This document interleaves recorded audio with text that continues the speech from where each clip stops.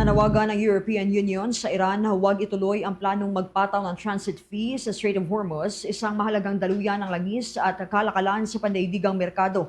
Ayon kay European Foreign Policy Chief Kaja Kallas, sa ilalim ng international law ay dapat umanong manatiling bukas at walang bayad ang pagdaan sa mga pangunahing waterway tulad ng Strait of Hormuz. Babala nito na ang anumang pay for passage scheme ay maaaring magtakda ng mapanganib na precedent sa mga pandaigdigang shipping route.